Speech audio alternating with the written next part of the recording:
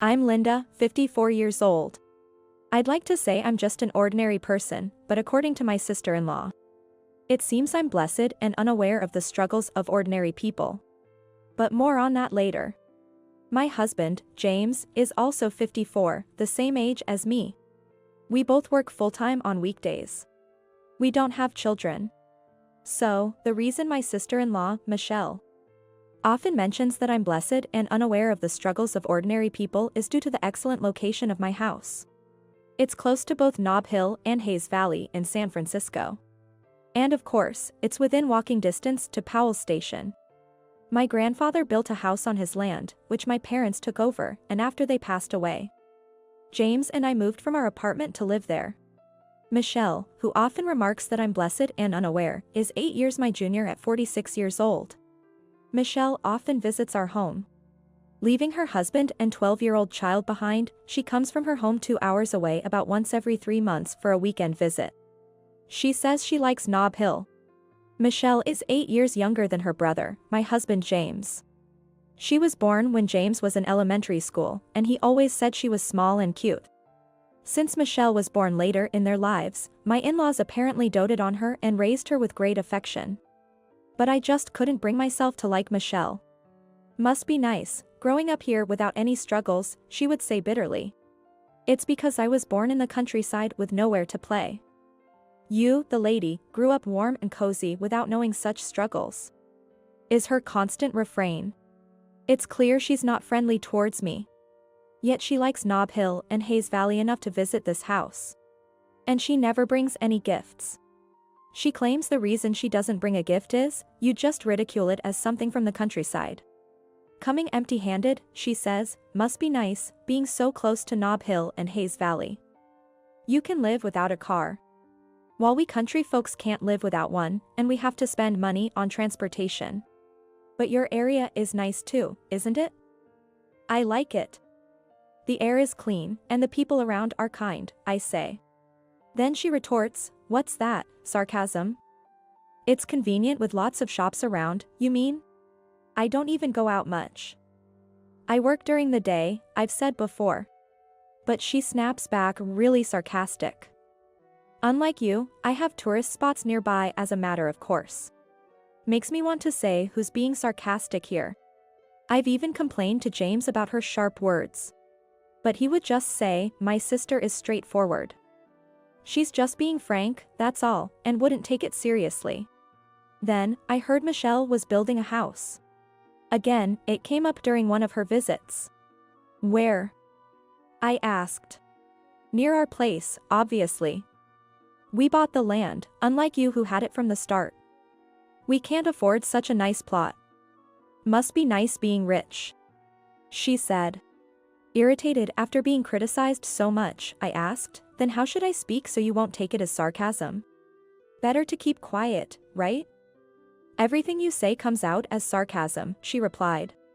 I was left with no choice but to remain silent, effectively shut out of the conversation. Since then, she still visits but doesn't speak a word to me. Yet she keeps coming. More often than before. Because James allows it. Hey, a little help here. Your sister comes over, ignores me, uses our bath, eats our food, and still ignores me? I tried talking to him. He responded, that's just how she is, straightforward. You don't have to talk either. She leaves her husband and child so neither of you has to feel obliged. But still. Today, she went off to Hayes Valley on her own, came back, used the bath at her leisure, and went to sleep. The next day, she quietly eats the breakfast I've prepared and then stands up. Not even a single word of thanks. Is our home a hotel? Am I the hostess, housekeeper, and the head chef all rolled into one? If so, I'd like to issue an annual pass and have her purchase it. 3 months later, Michelle came to visit again. It seemed she was planning to stroll around Nob Hill today. But afterwards, she spent the evening in deep conversation with my husband. Michelle stayed the night and left the next day, but James was excited and showed me a bunch of photos. Hey, check this out. It's the house my sister built. Oh, so she finished her house. You'll like this too, I bet. What he showed me was a stark white building. It definitely looked new and clean. How cool is this? James was practically snorting in excitement as he showed it to me. I tilted my head in confusion. At first glance, it looked like a garage. It appeared so, but when I saw a mop in the photo, it was clear it wasn't big enough for a car. Wait, is this? Yeah, isn't it amazing? James puffed up with pride and exclaimed. It's a motorcycle garage. Custom made too. It's perfect for my Harley. What? I was dumbfounded. No, I mean, that's what I've been saying. It fits my Harley. But when you say saying, I don't get it. This is Michelle's house, right? No, we've been talking about it for a while. About swapping houses. What? Taken aback by the unexpected response and turn of events, I was startled. I ended up dropping the teacup I was holding. Michelle has always liked the location of this house. I've been saying it's old since it's from your parents' generation and I didn't like it. Then she said, why don't we swap houses then? I'll build a new one here, and you can have it. So? She built a custom motorcycle garage for my Harley. Wait, what? Without consulting me? I don't want to move out of this house. It's not that I have anything against her house. Rather, I can't even follow that line of thought. James started getting irritated, perhaps because he hadn't expected me to object. To me, his surprised face was the unexpected thing. What? Why are you hesitating? Michelle and I have been discussing this for a long time. Maybe, but I wasn't part of that conversation. I've been completely ignored. But think about it, it's all benefits. You get a motorcycle garage. Wait, what about my situation? Your hobby is watching suspense dramas, right? There's a TV in that house too.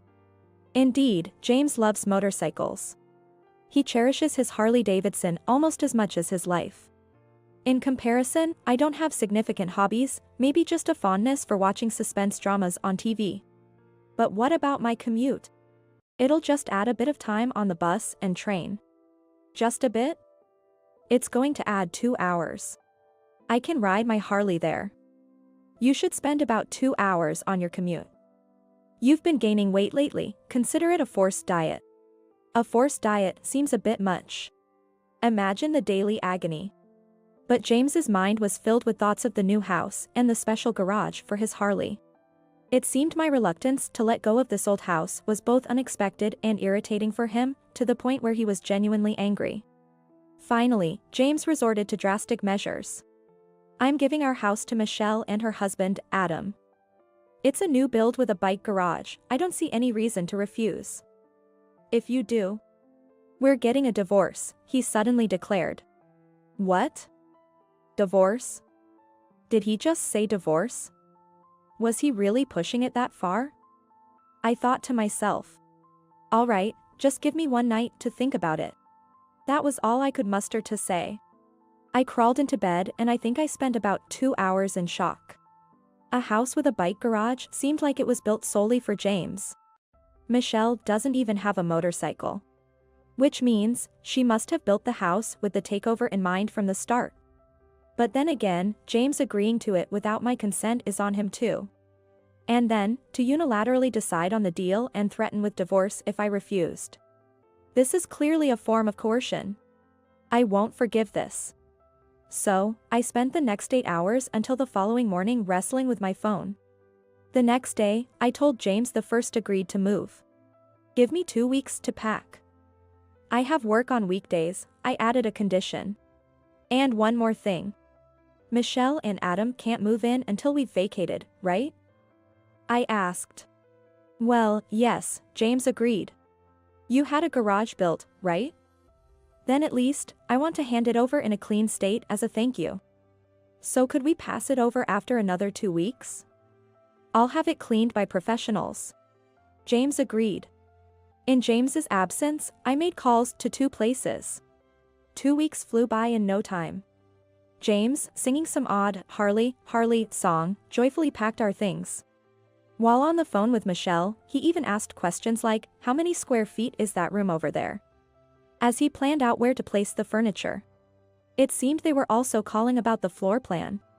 For them, moving from their current apartment within the 4 weeks they were given was quite a rush. They seemed to be hurriedly preparing to move. Then came moving day. "Hello. We're from Horsemark Movers," announced the moving company when they arrived. "Right this way, please." James welcomed the movers. But then, immediately after, "Hello. We're from Shangri-La Transport," another moving company arrived. "What?" James was confused. I slipped past James and welcomed the second company. "Right this way, please." "What's going on?" James demanded. "What do you mean?" "I told you, didn't I? I said you can move out. So, let's both move to our new homes. Bye. The boxes with the yellow tape are mine, please take those this way. The rest goes with the Horsemark Movers," I briskly directed.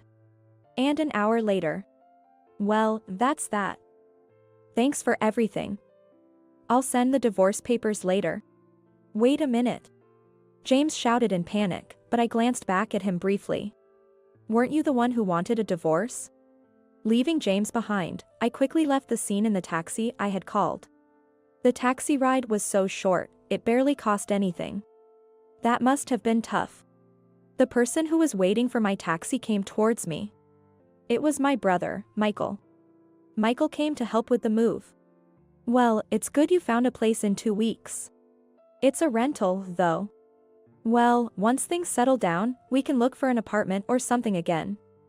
What a disaster that was. It was more than just a disaster. At least I put yellow tape on the essentials like kitchen appliances, so we'll manage somehow here. Michael helped with the move. Despite the movers handling the large items, having a man's help for the finer details was necessary. It was a big help. With Michael's assistance, we managed to finish moving by the end of the day. "Call me again in 2 weeks, Michael said as he left. And then came the 2 weeks Michael mentioned. In other words, it was 2 weeks after the day I moved. My phone rang. See, I knew it. "Hello?" When I answered, it was Michelle on the line. "What's the meaning of this?" I just listened in silence. "There's no house." I had to stifle my laughter and look down. It was hard not to make a sound. "It's just an empty lot." "Why aren't you saying anything?" "Because I was told, better to keep quiet, right?" "Damn." Michelle shrieked. I finally burst into laughter. It seems Michelle and James were together. The phone was passed to James. "How could you go this far?" he yelled, sounding almost in tears. "I don't want to hear that from someone who threatened me," I retorted. My stomach really hurt from laughing. I did say, I want to hand it over in a clean state, didn't I? The definition of clean is different here. It's the ultimate clean. Completely pristine. James clicked his tongue in frustration. "Anyway, you come and talk. I have nothing to talk to you about. If you refuse, I won't sign the divorce papers. You were the one who said if I refused to leave that house, we'd get a divorce. What's with changing your tune now?" "Shut up. Then, I'll come over to your place for now. But I'm too scared to go alone, so I'll bring someone with me." That's when I contacted Michael. "My turn, huh? I'm on my way." Such a reliable brother. Thank you all for gathering here today. Adam, whom I hadn't seen since the wedding, started as if a wedding ceremony was about to begin. Michelle's timid-looking husband. Me, Michael, James, Michelle and Adam were seated around the table in James's new home, forming a circle. Admittedly, the kids were in the next room. But the scene in that room was quite something. Michelle had come over triumphantly, only to be dumbfounded by the sight of the now vacant lot. However, she had already terminated her apartment lease and couldn't go back. On short notice, the movers were instructed to bring the belongings into Michelle's new build, which James was now supposed to move into. This resulted in an incredibly cramped space, with 2 of everything, like dining tables and cupboards. The sight of having 2 of everything was chilling in its own way. It's almost like something you'd see in a broadcasting accident on TV. First of all, why would you demolish it? Isn't this just too much of a spiteful act towards me? Yeah. Just because my sister is straightforward and you're sulky, you're taking it out on us? There's a limit to being spiteful. James and Michelle were yapping away. I laughed. I inherited that land and house, originally belonging to my grandfather. I'm free to do what I want with it, right? What? James was taken aback. Michael chimed in with a follow-up. Meaning that land and house were inherited by Linda. It's her personal property, not part of the marital assets. In other words, her husband never had the right to decide to give it to Michelle. What? What? Michelle and James were taken aback by this unexpected turn of events. Well, you could have just said that. Yeah. You could have just mentioned that. Typical siblings, echoing each other. And now it's my fault? You were the one who said it would be divorce if I didn't comply, and as for your sister, I was told to shut up, so I couldn't say anything. Being threatened with divorce by your husband and ignored by Michelle, you couldn't say anything, right? It was a synchronized sibling response from us too. So, I decided to demolish that house too, as it's too big for me to live alone after the divorce, and sell the now vacant lot. Indeed, the day after I was threatened with divorce, I called Michael. And the other call was to a demolition company. I was told it would take 10 days to demolish the house.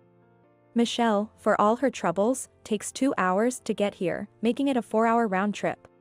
If the moving grace period is short, she'd definitely be too busy packing to come over. The same was true for James, who moved to Michelle's new build near her former apartment. Thus, when they finally moved, they were met with the grand counterattack of a vacant lot. Enough already. We've lost our home to live in, you know? And because the house was gone, we had to temporarily move into my brother's place. Costing us the moving fee twice. I don't know anything about that. You could have been sued for trespassing on my property, right? Since it was vacant. At least you didn't become criminals, so isn't that good? I sneered.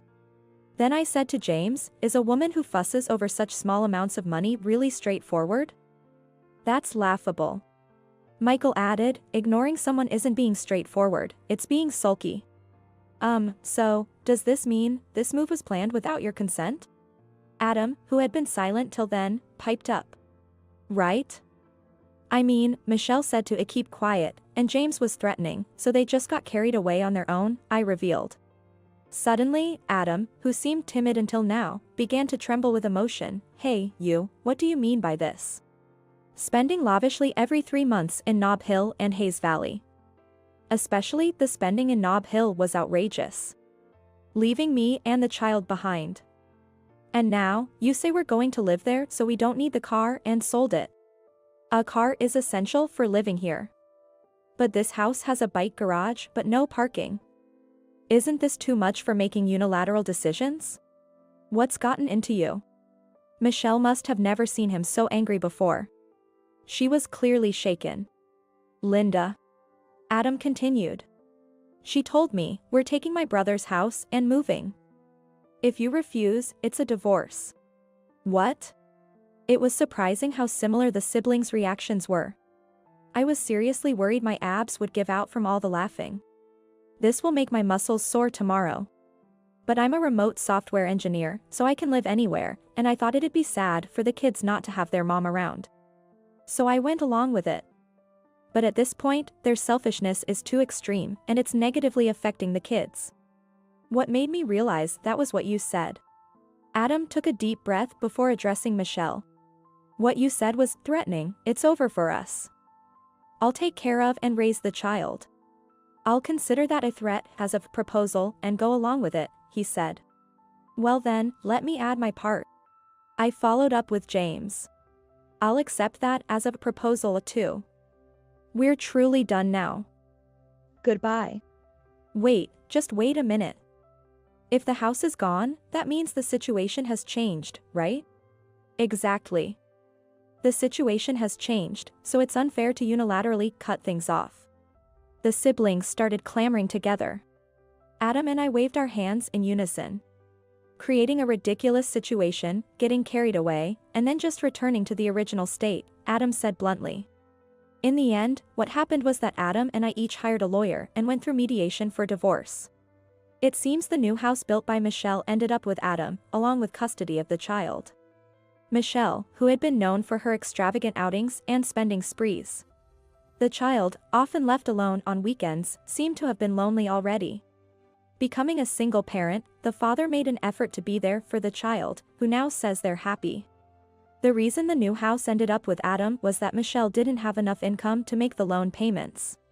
The fact that she could go on spending sprees in the city every 3 months despite not having income is astounding.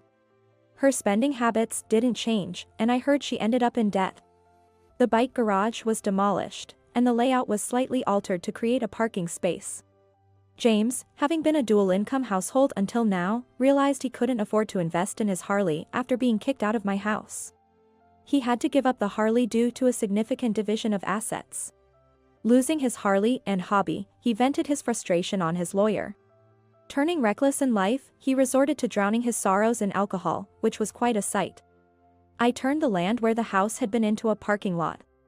Since it's close to Nob Hill and Hayes Valley, I could charge a premium for parking fees, providing me with a steady income. With that as my capital, I eventually bought an apartment. It's a small one-bedroom, perfect for one person, but it's cozy. I settled in front of the big screen TV with a grin. Today was the day my favorite suspense drama aired. Enjoying it with a beer in hand, uninterrupted by anyone. It was perfect. Having taken a bath, I'm ready with the ultimate 5-piece set: barefaced, pajamas, beer, big screen, and suspense drama. With snacks ready, I sank into the sofa and hit the remote's power button.